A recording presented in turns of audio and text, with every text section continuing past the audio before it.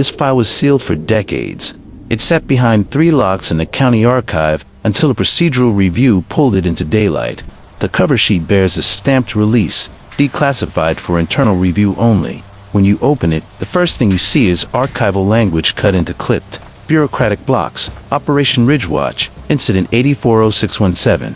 Faded typewritten pages, redacted lines, scored with black ink. Coffee rings that halo a patrol log entry, the tactile evidence of hands that have handled this dossier in secret. The chain of custody is noted, then interrupted. The file is real. The file is real. We begin at 22:14 on June 17, 1984. A ranger called for backup. Backup did not arrive. The reason for that failure is not what anyone in uniform wants to admit. What followed that night forced a ranger station to rewrite every patrol protocol it had relied on for generations. What followed changed the rules we used to send men and women into the forest. This dossier is assembled like a forensic kit. Inside, original ranger log excerpts, entries struck through and annotated in the margins. An audio cassette labeled Hargrove Night Log, with 3 distinct gaps in a splice whose edges were taped over at the lab. A set of plaster casts taken at first light. A hand-drawn map annotated in pen by the lead investigator, arrows and question marks crowding the margins. A late-night radio transcript with a pause that lasts 10 seconds too long. Also an evidence list, hair samples in sealed vials, a torn glove in a plastic bag, and a handwritten note from the district sergeant that reads simply, "Do not release."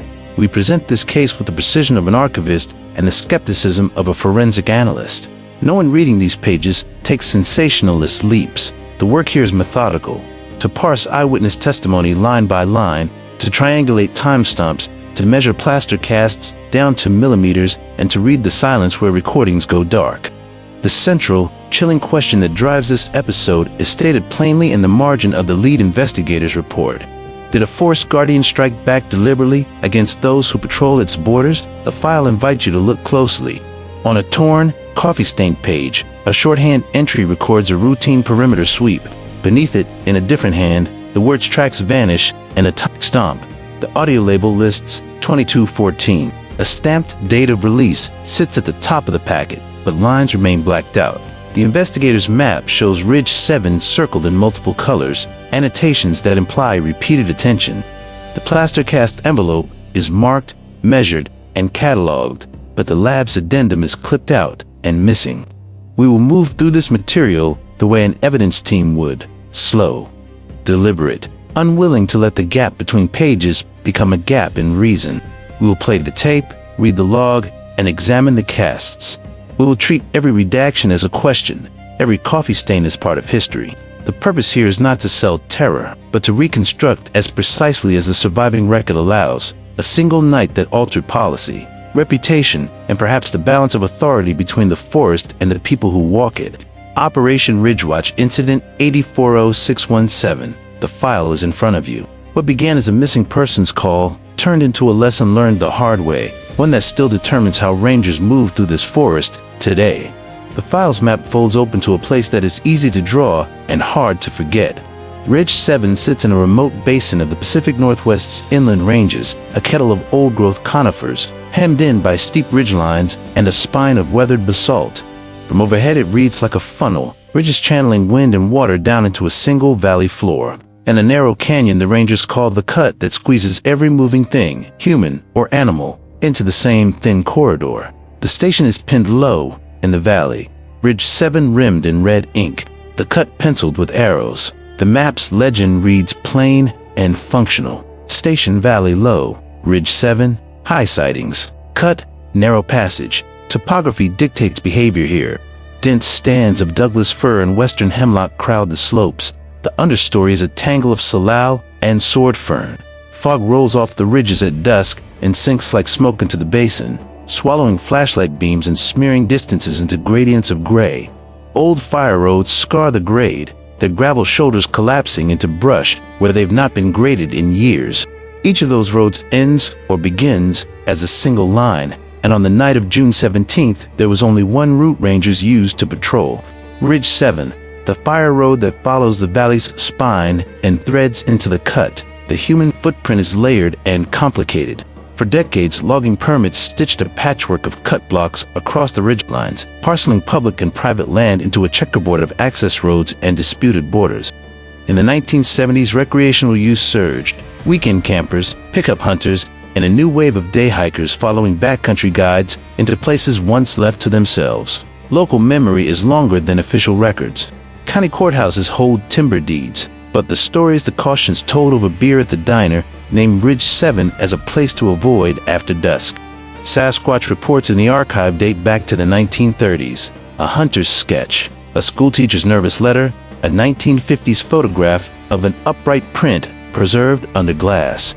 Those items sit beside permit files, uneasy neighbors in the same folder. The seasonal climate in 1984 tightened the margins. That spring was dry. Late spring drought baked the duff and hardened trails. Then, in the week leading to the incident, a string of thunderstorms dumped quick, violent rain. Trails turned to mud, creeks swelled and braided. Boot prints ran and blurred as if someone had drawn them in soft wax. Forensic details matter here. Footprints that evening would deepen in the churned shoulder or fade where water ran across them. The weather made both tracking and equipment operation unreliable. Radios washed in pockets, cameras smeared with grit, lenses beaded with rain. For wildlife, the basin is predictable. Water sources concentrate into a few reliable pools. Game follows the same runs. For humans, predictability became a liability. Narrow travel corridors make encounters likely paths. Funnel movement and the single fire road means rangers and locals repeatedly crossed the same stretches. That repeatability is why patrol strategy before 1984 favored single-officer night sweeps. Familiarity, efficiency, a ritual of presence meant to deter poaching and check infrastructure. But the file shows a different calculus emerging from history's accumulation. Displaced camp supplies, torn tent flaps, livestock found nervously clustered at fence lines, small lesions in the record that individually drew little formal action. Together, they created an uneasy pattern. In this landscape, encounters are rarely random. The geography forces contact. The history gives it consequence. What we call Ridge 7 is not merely a coordinate on a page, it is a shaped terrain of memory and pressure, where human roads cut into animal rhythms, and where the simplest act of walking the same road, night after night, might change what answers on the other side of the trees. Ranger Samuel Hargrove is the kind of witness files like this are built around, not a local eccentric or a transient camper, but a career public servant with paperwork that tracks like a pulse. In 1984, he was 37, a mountain search and rescue veteran with more than a decade on the district roster. His training file yields the usual marks of credibility: cold weather certifications, a commendation for an off-trail winter rescue, instructor hours for navigation and evidence preservation. The original report, stamped and initialed, bears the signatures of two colleagues who corroborated his basic timeline. They did not embellish. They signed. The human details matter because they are the stakes. Sam was a father, a teenage son, a mortgage on a modest house a few miles from the ranger station. Plans penciled into a dated ledger for promotion to district sergeant. Reputation, in that office, had practical value. Funding allocations, patrol schedules, promotion boards. A mistaken call could be personal ruin. A prudent suppression could be career preservation. Every entry in his log reads like a man aware of that ledger. That night, his mission was procedural but precise. An after-hours perimeter sweep, a check on downed lines, and a follow-up on a reported theft of equipment along Ridge 7. The file preserves his gear list in a terse, almost clinical hand. Shortwave radio with a flickering dial, single service issue flashlight, .38 revolver, field notebook, a pair of standard issue boots whose tread pattern is cataloged in the evidence. The boots matter. The boots appear again in plaster casts later in the archive. For now, they anchor the man to his own footprints. Hargrove's log begins normally.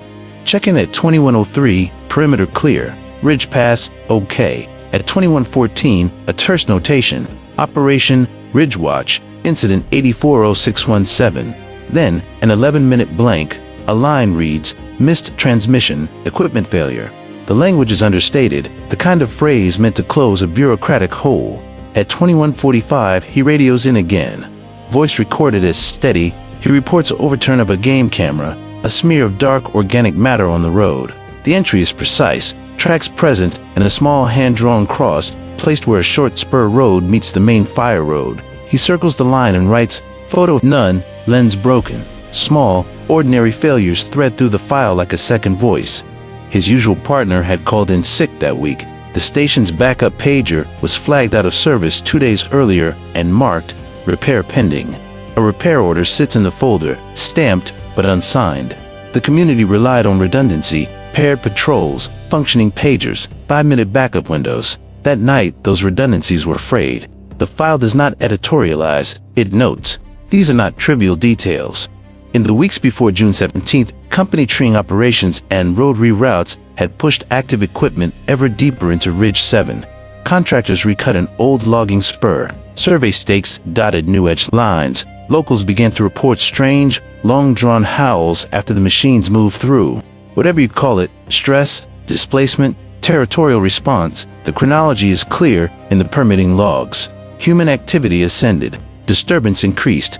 Hargrove's entries imply he was performing a known calculus. Check the most likely travel corridors, document signs, disable theft risk, but the file also reveals a quieter, accumulating pressure that turns routine into risk.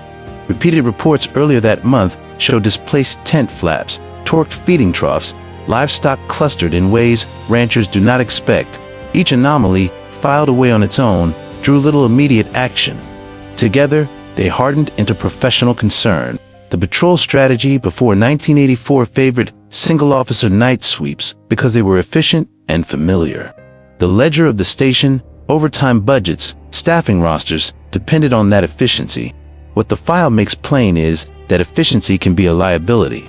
Hargrove, carrying the weight of his home and job, rode that liability into Ridge 7. He did not arrive there as an adventurer. He arrived as a man doing his job, documenting, reporting, and preserving the chain of custody for whatever he found. The chain was already fragile, not yet broken, but frayed. And whatever was waiting in the wet corridors of the ridge that night would test how frayed could become irrevocable. There is a human motive suggested between the typed lines. When machines and men move into tight funnels of animal habit, someone or something notices. In the file, the motive is never anthropomorphized. The phrase used is plain and bureaucratic. Response to disturbance, yet the language carries another weight, a half-step toward narrative that local people already voiced in the taverns and on porches, that Ridge 7 had been told, in whatever language non-human sentience uses, that its margins were changing. Sam Hargrove went out to catalog the damage. What he found would force the agency to reckon with that complaint in a way it had not before. Operation Ridgewatch, Incident 84A0617. We reconstruct the night from 3 sources that line up like badly edited film. Samuel Hargrove's typewritten entries, the battered cassette labeled Hargrove, Night Log, and a pair of sworn statements signed beneath a line that reads, simply, all facts as observed. What follows is the timeline as the file preserves it, clipped, forensic, and stubbornly ordinary until the moment it stops being so. At 22:05, Hargrove writes, followed Prince off-road, single file, depth variable, heading in along Old Fire Road toward Ridge 7, fog, low, radio choppy. The image is immediate, a ranger alone on a narrow scar of road, flashlight beam puncturing milky air, each step thudding into wet earth where earlier activity had left impressions. He reports the smell first, crushed bracken, a metallic Thames, something like wet hair. That sensory note repeats in 3 documents. It anchors the scene in the material world. Tension arrives in stages, measured and small until they aren't. The first fear beat is spatial. The night shrank. No owls called. No small mammals rustled. Hargrove's recorder picks up his breath, then a silence so complete the waveform almost looks blank. All quiet, he says into the mic. He moves forward. The second beat is auditory, an out-of-place snap on the ridge, not a limb falling, but something precise, deliberate, timed to his movement. His voice tightens on the tape. You up there? Identify yourself. The response is not a reply. It is a pause long enough to be a sentence. The pause becomes an actor. At 22:14, the minute marked in the declassified file, Hargrove follows a clean line of prints that disappear into the timber. The handwritten map in the dossier shows his route, a straight approach to a break in the trees where a shadow sits on the skyline. The logs and his later statement match. I saw a shape, tall, upright on the crest. It didn't move away. He uses human verbs. It didn't move. It looked at me. The word looked recurs. Intention creeps into the language of the report for the first time. What happens next is a compounding of simple events into something that reads like escalation. Heavy single thumbs hit the road behind Hargrove, spaced as if testing chassis, not sprinting. The patrol truck registers a dull metallic ping. Later, a dent is cataloged in the vehicle report. A rock or a short length of sapling strikes the driver's side panel. Hargrove curses, then radios for status checks. Static answers. The cassette catches him whispering, "Do you copy?" Followed by a 10-second stretch of recorded silence that sits in the file like a cutscene. In the logbook, that gap is annotated. Missed transmission, equipment failure. The word failure appears repeatedly in an incident in which equipment ceases to be neutral. The third fear beat is tactile. Hargrove moves toward the ridge to intercept. He finds his partner's flashlight abandoned beside the road. Lens shattered, casing bent. Around it, new prints circle in a rough arc. He kneels and measures prints human-sized, heel to toe, but the toes are elongated. Splayed morphology that the later casts would call atypical, he writes. In the muffled urgency of the night, toes spread, not bare. A small catalog of the uncanny. Then the tape captures something that resists neat description. A low, drawn exhalation on a frequency that vibrates the microphone, followed by a sequence of footfalls that begin on the road and seem to double back as if to mislead. Analysts later marked that waveform with an abrasive annotation, non-human resonance. In the moment, Hargrove interprets it as tactic, an attempt to isolate him, to make him follow. He radios again. The reply is a whisper of static, and, beneath it, a sound the investigator in the file would later describe as mimicry, like a man calling his own name. Hargrove answers with a trained command. The figure does not flinch. Silence is used like a tool that night. There is the long, flickerless darkness when Hargrove's flashlight fails. 12 seconds recorded on the cassette where nothing can be heard but his breathing. Those 12 seconds are reproduced in the file with a blank audio transcript and a single typed line. Flashlight out, 012. The absence is tangible.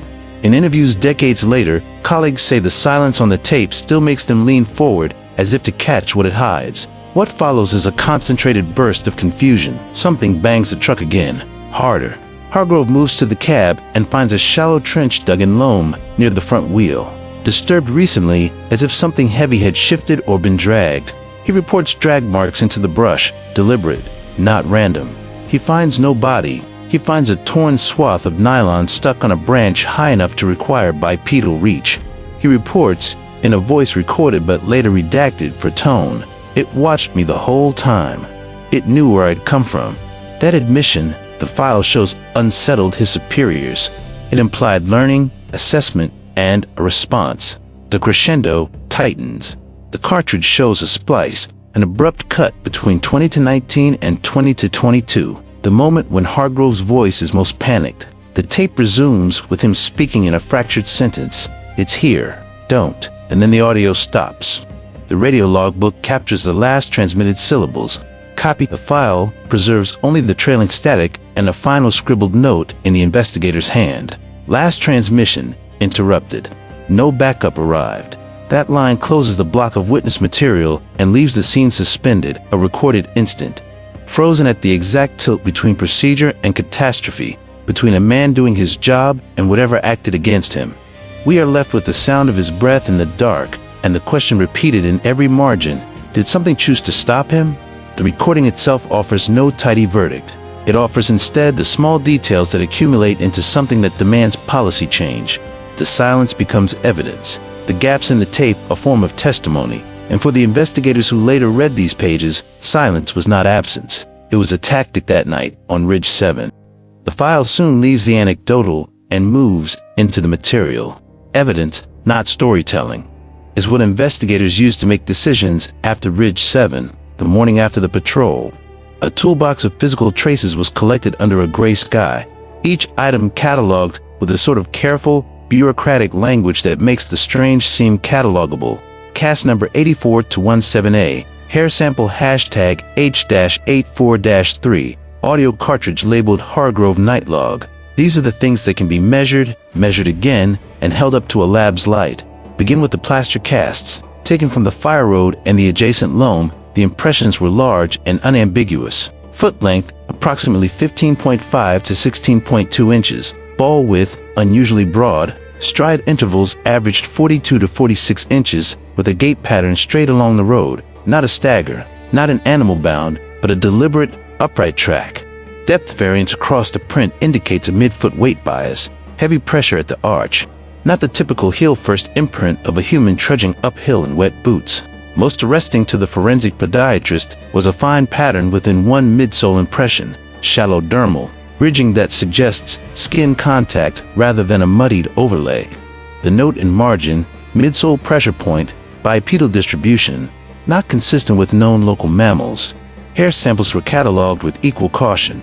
Coarse, dark guard hairs over a softer under for a medullary structure inconsistent with documented ursids in the region. Microscopy ruled out deer, elk, and known canine. Genetic testing, when attempted, met the perennial enemy of cold case biology, degradation. The DNA was low copy, fragmented, contaminated in places. Mitochondrial markers returned partial matches that refused to resolve into a recognizable lineage, sequences that kissed known primate clades at a molecular distance, and then refused to commit. The lab's conclusion is conservative in the file, inconclusive, possible unknown lineage, contamination risk noted. The phrasing repeats on 3 separate pages, possible, inconclusive, contaminated. Then the audio. The Hargrove Nightlog cassette is perhaps the file's most contested artifact. Analyzes are technical and precise. An 11-second amplitude drop at 2219. A sudden pitch shift in Hargrove's voice immediately prior to the drop.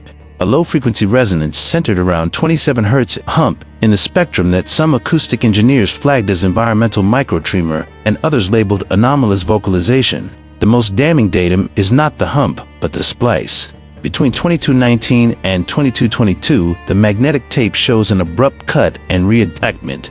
This is not degradation. Forensically, the splice looks like someone removed a segment and rejoined the ends without preserving the content. The file reproduces the waveform and the caption repeats twice. Intentional interruption. The radio logs corroborate the cassette in smaller ways, and in ways that make procedural failure look less like negligence and more like effect. At 2214, Hargrove calls backup. At 2218, a terse exchange about tracks and camera overturned.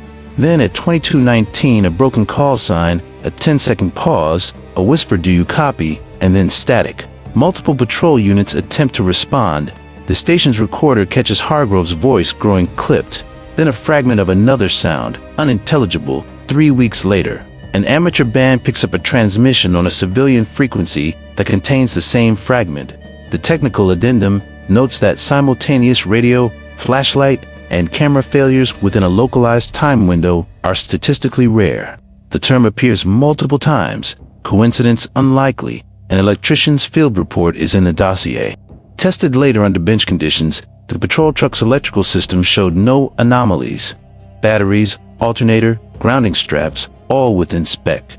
The electrician wrote, "Transient event suspected. No persistent fault found. Transient, a single word repeated in different handwriting across the margin. Either an environmental electromagnetic interference, a localized ionospheric oddity, or something." And here the file's authors allow themselves no metaphysics, something affecting electronics briefly and precisely. Physical arrangement at the scene adds a behavioral frame. Low branches had been trampled and then arranged. In several places, investigators photographed what they called marker patterns, small piles of stones, bent twigs laid like arrows, a shallow trench near the patrol truck's front wheel filled with freshly turned loam.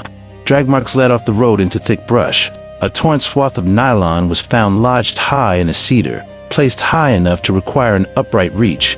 These were not random acts of denning or predation. The file's language keeps returning to a single, discomforting formulation: deliberate placement. Deliberate placement repeated on page after page. Intentional. There are peripheral fragments that complicate an otherwise tidy reading. A neighbor's cattle gate was found unlatched later that night. A hunter in a different valley filed a terse statement. "Heard something copy my shout, sounded like me, then stopped." Copies mimicry.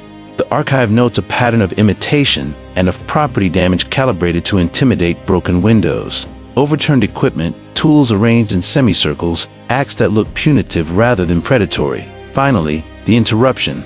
Buried 3/4 through the chain of evidence is a handwritten slip in the lead investigator's hand. Evidence interrupted. Chain of custody compromised. Possible removal of item 4, C, addendum. The note is stamped and dated. The addendum is not in the file. The phrase chain of custody repeats elsewhere in the dossier, circled in red. The gap is a procedural wound. It is also the most damning thing in the record, an official admission that an item, perhaps crucial, left a documented trail. The addendum is missing. The gap remains. Operation Ridgewatch, Incident 840617 did not sit alone in the archive. Once you begin to pull at that thread, the fabric reveals a repeated weave, the same tactical disruptions, the same geography of engagement, the same timing around human disturbance. The files, when laid out together on a table, stop feeling like isolated reports and start to look like a dossier of practice, a set of behavioral signatures that recur across decades, counties, and different ranger districts. The phrase that appears again and again on stamped cover sheets, pattern of targeted interference, is not a rhetorical flourish, it is an empirical observation. First, equipment failure. In at least 7 declassified incidents between 1959 and 1998, radios, flashlights, and camera traps failed simultaneously in a narrow temporal window aligned with human approach. The archive records them as discrete entries: shortwave drop, 012, camera blank, 008, vehicle electrical transit, no fault found, post-recovery. These are not the steady, explainable malfunctions of aging gear. They are synchronized interruptions, localized to a scene and then gone. When forensic electricians rechecked the vehicles and radios days later, systems tested within specification. The language in the technical memos is clinical and unnerving. Transient external interference, no internal source identified. Transient external interference. Second, path manipulation. In multiple cases, 1953, 1971, 1984, 1992, investigators photographed low branches deliberately bent to funnel movement, stones stacked in worn human paths, and strips of fabric placed at eye level on trails. The 1971 Timberline file is instructive. A logging crew cut a new spur road and within 24 hours found their tools arranged in an unnaturally neat semicircle. The crew withdrew. The report reads, in its clipped, official way, placement appears intentional. No evidence of animals nesting, placement intentional. Those two words recur like a barcode through the archive. Third, calibrated property damage. Across decades, damage patterns show a consistency of aim. Windows broken inward, supply boxes toppled and emptied of non-food items.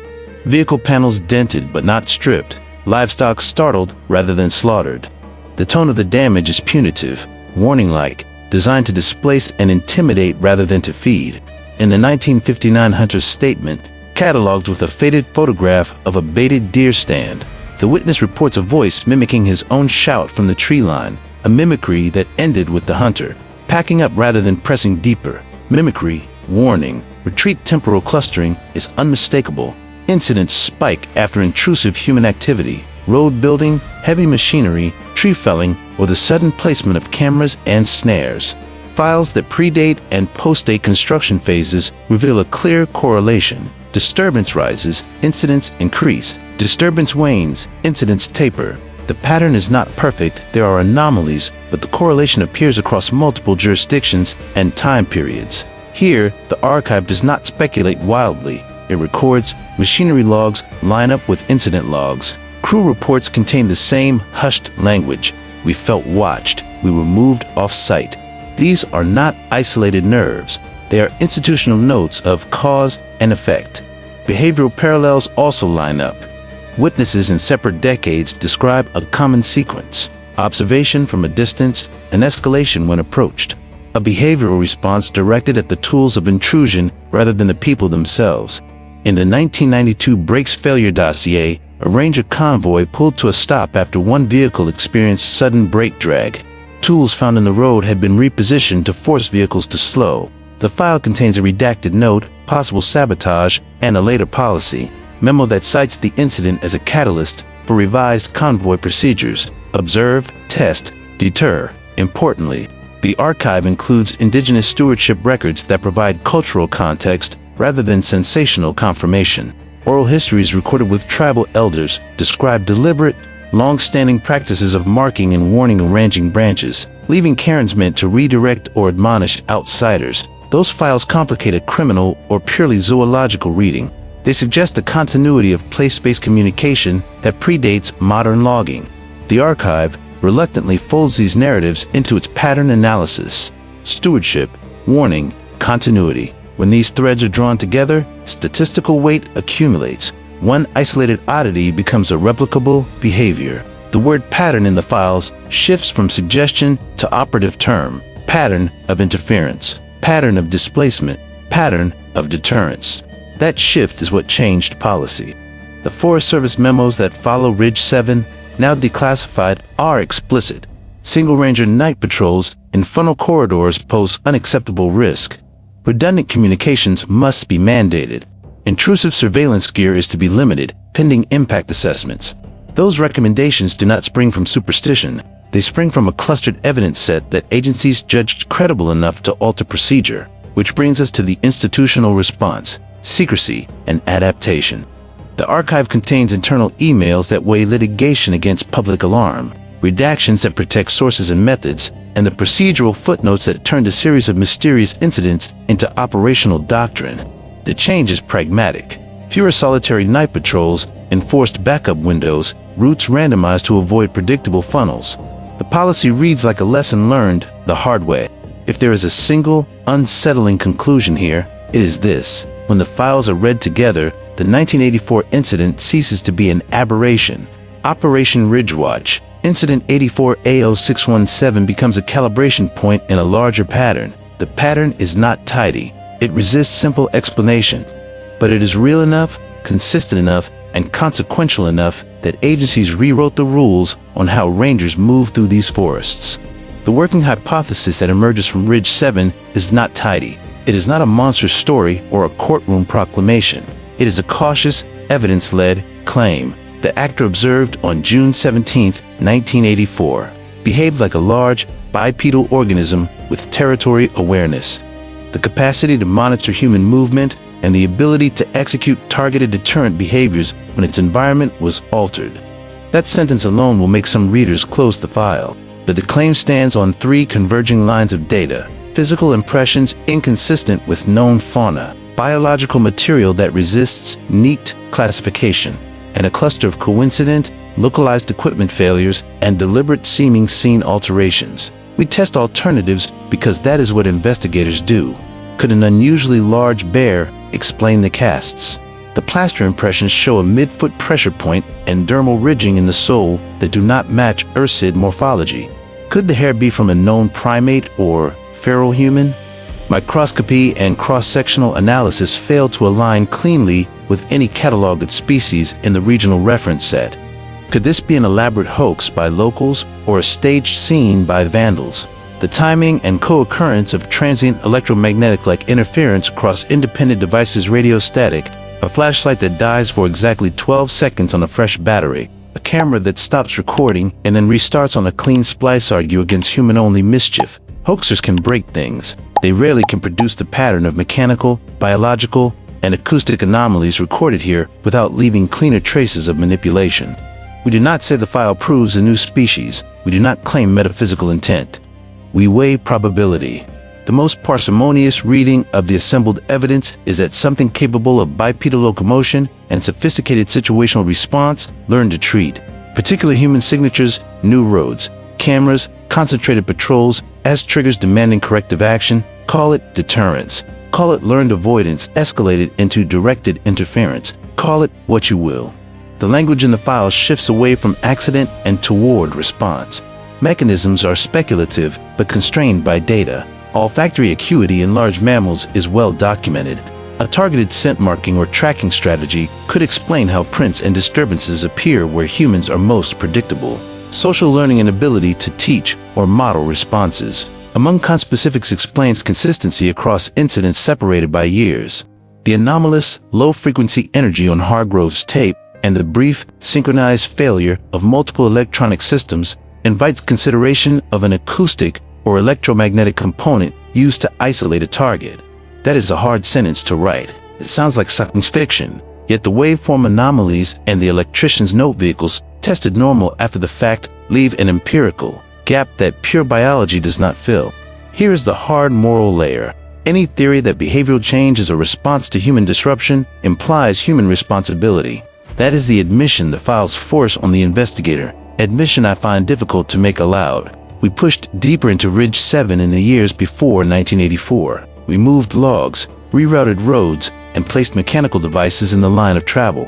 We called it progress. The record suggests those actions provoked a change. If the change is real, then our patrol patterns, our cameras, and our machines did not merely document the forest. They altered it. Institutional reaction after operation. Ridgewatch looks pragmatic, protocols rewritten, backup windows mandated, a moratorium on certain intrusive devices. But the archival exchange we unearthed hints at a second motive, damage control. Internal emails show a calculus balancing liability and public panic. The phrase chain of custody appears again and again in redactions and marginalia. Chain of custody, chain of custody, chain of custody. It is both a procedural requirement and, in these files, a warning that parts of the record may never see daylight. The missing addendum is not an oversight, it is a scar. The investigators' fear of the third layer is not fear of a beast, it is fear of truth. Admitting that our presence can produce a predictable, learned retaliation forces policy choices beyond protective gear and radio frequencies. It asks whether we have the right to continue practices that make the forest less safe for us and more dangerous for whatever lives there. It asks whether secrecy shaped policy more than open science. And it asks what happens if the actor, whatever it is, learns not merely to deter, but to escalate. So we end with the question the investigator keeps delaying. If these beings can learn targeted deterrence, have our patrols and machines inadvertently taught them to strike at the aspects of human behavior they find most disruptive? And if the learning continues, if the pattern escalates, will future encounters be less about warning and more about punishment? That is the question that made men rewrite patrol routes, that led to memos stamped for internal review, and that continues to haunt the margins of every declassified page. The Ridge 7 dossier closes, not with certainty, but with a set of practical, traceable changes. In forensic terms, 1984 was the calibration point, witness credibility verified, physical impressions measured, electronic anomalies documented, institutional memos stamped and signed. Taken together, these elements produced a policy response that was as much procedural as it was defensive. The file does not say the word monster, it offers measurements, timelines, and directives, the language of an agency forced to adapt. From the procedural footnote appended to the file, the new rules are explicit. No more single ranger night patrols through funnel corridors. Backup windows were narrowed to 10 minutes. Communications were to be redundant. 2 independent radios, a hardline check-in schedule, and a requirement that intrusive surveillance gear motion cameras, baited cages, unattended field recorders be approved by a district review. These are simple, operational prescriptions. They read like common sense on paper. They read differently when you remember the redactions and the missing pages that made the changes urgent overnight. Chain of custody, chain of custody, chain of custody. The phrase threads through emails and margin notes, repeated until it becomes a litany. That repetition is not clerical, it is a warning. Evidence was interrupted. Items were logged and then unaccountably absent. An addendum referenced in pencil never appears. An investigator's note. Possible removal of item 4. No receipt, no signature. The file is real. The file is incomplete. The gaps are as telling as the data they surround. Technically, none of the material on its own is unambiguous. Plaster casts quantify a gate. Hair samples resist neat classification. Waveform analyzes register low-frequency energy that some acousticians call environmental resonance and others call vocalization. The damaged cassette and the radio splice are forensics problems with 2 plausible solutions: degradation or intervention. The latter cannot be ruled out, and that uncertainty is what forced policy into precaution. But the archival pattern is what moves us from an anomaly to a policy driver. Incidents cluster where humans narrow their movement. Ridge lines, cuts, creek fords, equipment fails in tight windows around encounters. Objects are placed in deliberate arrays. Damage appears targeted, doors dented, windows broken, motors disabled, not for food, but for effect. Pattern is not proof, but pattern is what agencies use to predict risk. Ridge 7 provided a replicable, documented pattern and a set of human costs, an officer's reputation on the line, a family whose life was momentarily rerouted, a district that could not afford litigation or panic. Here's the uncomfortable third-layer conclusion. The investigator writes only in private, admitting that human behavior can provoke a predictable learned response changes the moral calculus. It is easier to treat an incident as an unlucky encounter than to accept that prolonged, concentrated intrusion might train a landscape and whatever intelligence inhabits it to act in ways that target the intruder's tools and habits. Accepting that shifts responsibility, it demands restraint, not just defense. It also invites closed decisions, redactions, withheld addenda, controlled releases. Secrecy becomes a tool of risk management. So what remains unresolved? The splice on Hargrove's tape, the missing addendum, and the unexplained removal of evidence. A civilian audio clip 3 weeks later captures a low-frequency hump that matches the Ridge 7 tape. A 1992 logbook mentions breaks tampered with and is peppered with rejections. Those threads are the reasons the archive continues to open files. To see single entries in isolation is to miss the emergent logic that rewrote patrol doctrine. In the next episode of the Sasquatch Evidence Archive, we will examine the 1992 brakes failure incident, an event whose redacted log mirrors Ridge 7's pattern, and a civilian recording that may finally explain the low-frequency hum on Hargrove's tape. If you possess documents, photographs, or an old cassette from Ridge 7 or surrounding ridges, submit them to the archive's secured tip line. Verified contributors and subscribers will gain access to newly declassified material as it is processed. Public releases will be limited to avoid harm and to preserve chain of custody. The file is returned to the cabinet, stamped, sealed, and logged. We close it with procedural language and an investigator's private unease. What we learned in 1984 changed how we walk through our forests, and what walks in them may now be choosing when we leave.